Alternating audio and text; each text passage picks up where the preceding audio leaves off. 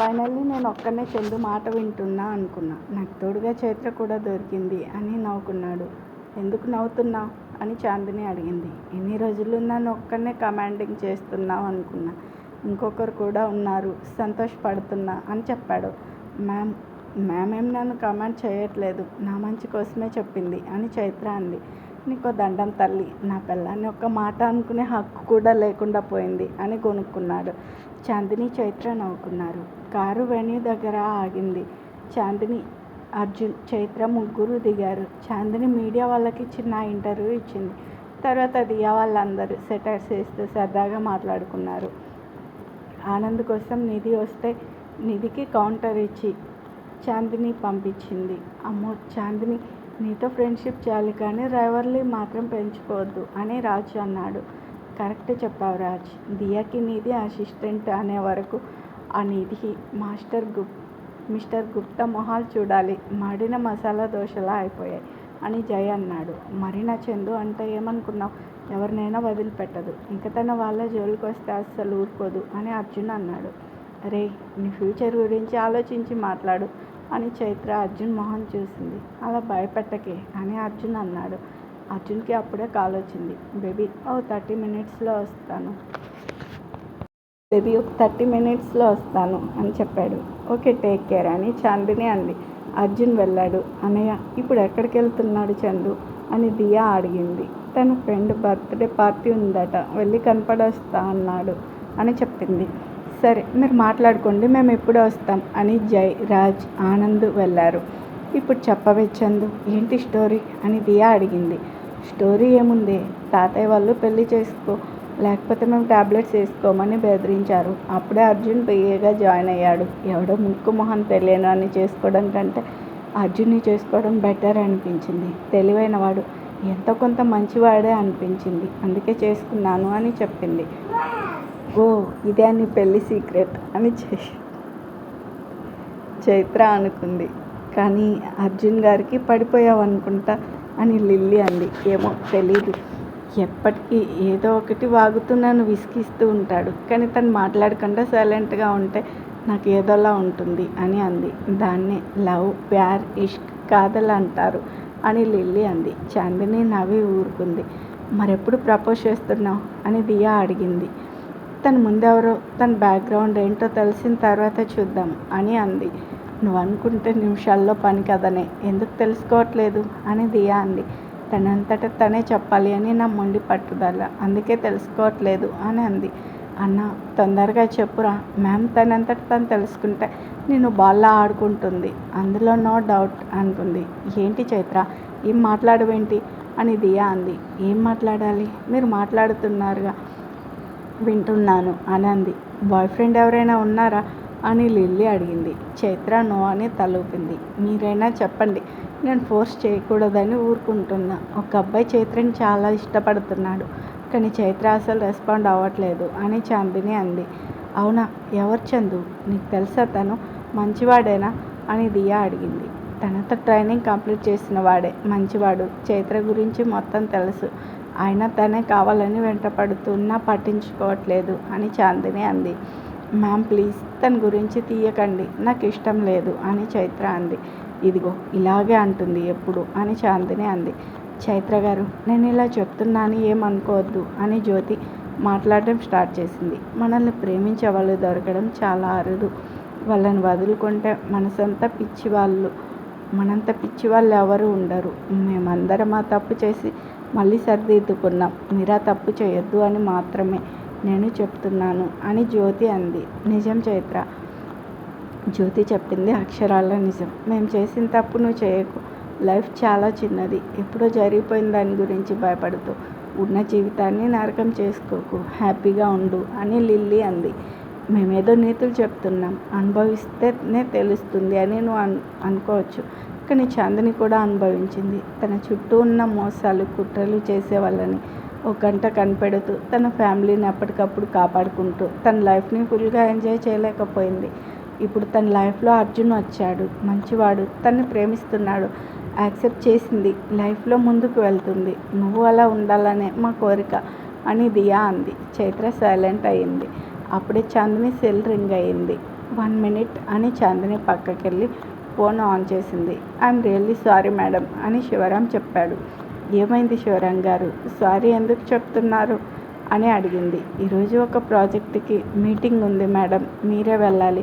ఆ విషయం నేను చెప్పడం మర్చిపోయాను. ఐఎమ్ సో సారీ మేడం, అది చాలా ఇంపార్టెంట్ ప్రాజెక్ట్. మళ్ళీ ఆ ప్రాజెక్ట్ కోసం ఎండి రావాలనేది వాళ్ళ రూల్ అని చెప్పాడు. ఏంటి శివరాం గారు, ఇప్పుడు చెప్తే ఎలా?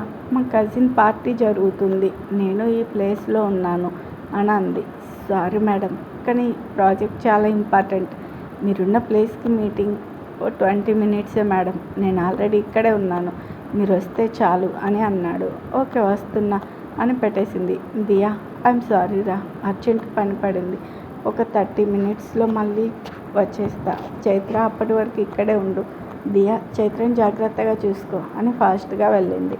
ఈ చందు ఎప్పుడు చూడు పరిగెడుతూనే ఉంటుంది అని దియా అంది. మ్యామ్ అంతే, పనిలో చాలా సిన్సియర్. ఇప్పుడు నేను మ్యామ్ కంపెనీలోనే వర్క్ చేస్తున్నాను, అక్కడ అందరూ ఎంత సిన్సియర్ తెలుసా? నో గాసిప్స్, నో రూమర్స్, చాలా బాగుంటుంది అని చెప్పింది. నిజంగా నా లైఫ్ మొత్తంలో ఇంత తక్కువ టైంలో ఎవరికి ఇంతగా ఇంప్రెస్ అవ్వలేదు. మ్యామ్ రియల్లీ సూపర్బ్ అని జ్యోతి అంది.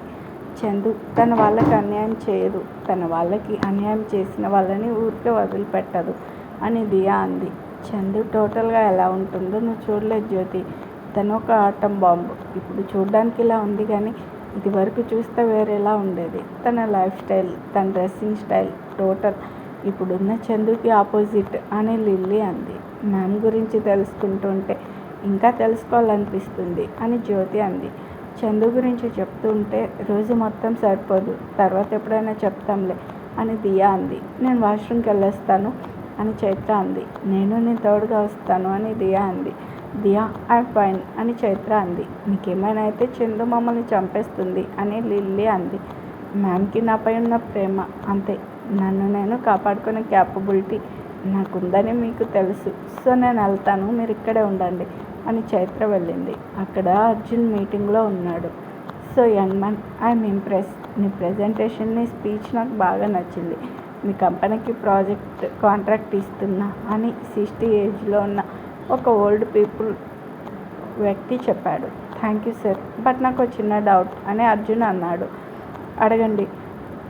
ప్రాజెక్ట్ కోసం ఎండి రావాలనే రూల్ ఎందుకు పెట్టారు అని అడిగాడు. ఇది ఇంత పెద్ద ప్రాజెక్ట్, ఎండి రావాలి కానీ వాళ్ళ తరపున పిఏ కానీ ఇంకెవరైనా రిప్రజెంటేటివ్ రావడం ఎంతవరకు కరెక్ట్? ప్రాజెక్ట్ని చిన్నచూపు చూసినట్టు కదా అని అతను అన్నాడు. కాదు సార్, మనిషి పొజిషన్ని బట్టి వాళ్ళ క్యాపబిలిటీని అంచనా వేయడం ఎంతవరకు కరెక్ట్ సార్? అయినా వచ్చేది పిఏ అయినా ఎండి అయినా చెప్పేది ఒకటే విషయం. ఎండి వచ్చినంత మాత్రం డీటెయిల్స్ ఏమైనా మారుతాయా? దాని వాల్యూ పెరుగుతుందా అని అన్నాడు. ఆ వ్యక్తి ఆలోచనలో పడ్డాడు. You have a point young man, ముసలివాణి కదా, వయసు అయ్యి ఇలా ఆలోచించలేకపోతున్నా అని అన్నాడు. నో సార్, మీరెంత తెలివి టాలెంట్ ఉంటే ఈ పొజిషన్కి వచ్చారు. మేబీ ఇప్పుడు మీలా మేము కష్టపడాలి అని అలా చేస్తున్నారు కావచ్చు అని అర్జున్ అన్నాడు. అయినా నవ్వాడు. Okay sir, I'm really glad to meet you, నేను ఇక వెళ్తాను అని అర్జున్ లేచాడు. అంత తొందర ఏంటి యంగ్ మ్యాన్, చాలా రోజుల తర్వాత ఇలా నవ్వాను అనిపిస్తుంది, డ్రింక్ చేసి డిన్నర్ చేద్దాం అని అన్నాడు.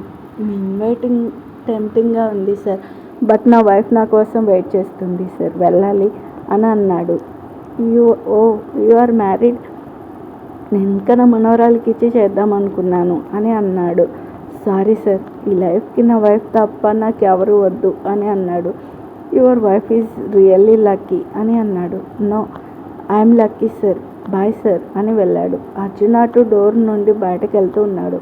ఇటు డోర్ నుండి చాందిని లోపలికి వచ్చింది. వెళ్తున్న అర్జున్ని శివరాం చూశాడు. మేడం, ఆ వెళ్తున్న పర్సన్ని చూస్తుంటే అర్జున్లా ఉన్నాడు కదా అని అన్నాడు. అప్పుడు చాందిని చూసి, అర్జున్లా కాదు, తను 100% అర్జునే. ఇక్కడేం చేస్తున్నాడు? శివరాం గారు, ఇక్కడ బర్త్డే పార్టీలు ఏమైనా జరుగుతాయా అని అడిగింది. నో మేడం, ఇది ప్యూర్లీ బిజినెస్ పర్పస్ మాత్రమే యూజ్ చేస్తారు అని చెప్పాడు.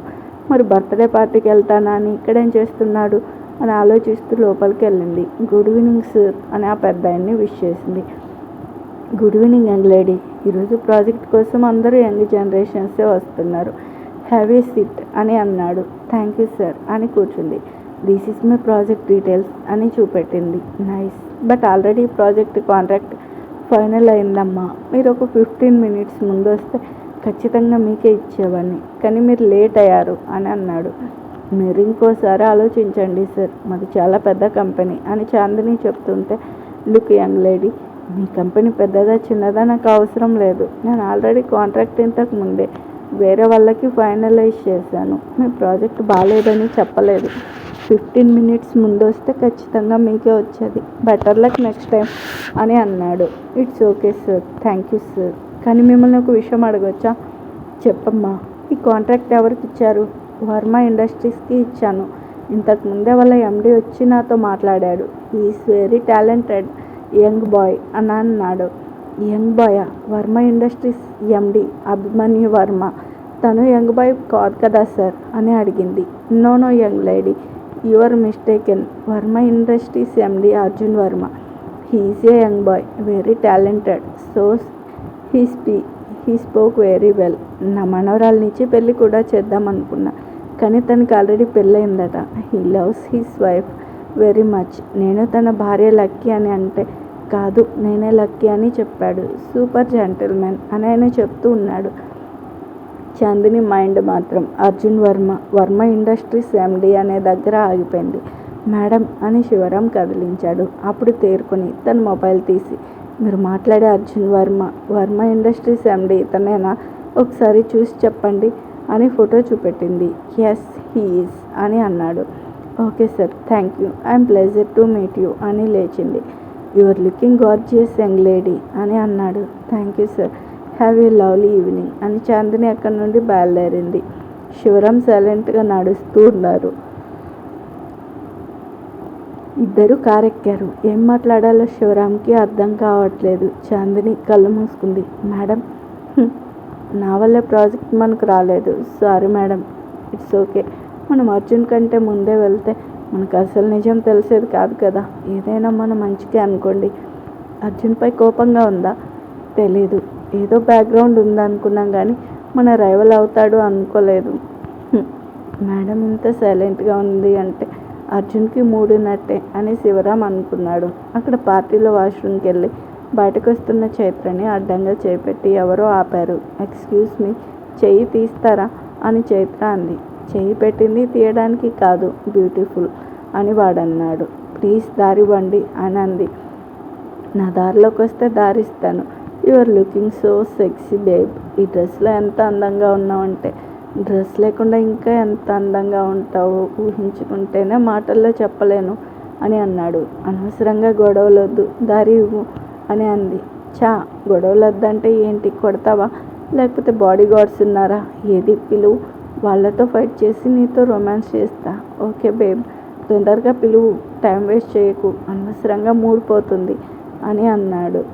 నిన్ను కొట్టడానికి బాడీ గార్డ్స్ కావాలారా అని అడ్డంగా చెయ్యిని మధ్యలోకి విరిచింది. వాడు అమ్మ అని అరిచేలోపే వాడి మూతి మీద చేపెట్టి ఆపింది. నీ వల్ల పార్టీలో డిస్టర్బెన్స్ రావడం నాకు ఇష్టం లేదురా అని కాళ్ళతో వాడి కాళ్ళ మధ్యలో తన్నింది. వాడు కింద పడ్డాడు. ఇంకోసారి ఏ ఆడపిల్ల జోలికైనా వెళ్ళావో సంసారానికి పనికి రాకుండా చేస్తాను, అండర్స్టాండ్ అని చైత్ర అక్కడి నుండి వెళ్ళింది. చైత్ర వెళ్ళాక అక్కడికి ఒక అతను వచ్చాడు. చూడ్డానికి హ్యాండ్సమ్గా ఉన్నాడు. ఏజ్ 26 ఉంటుంది.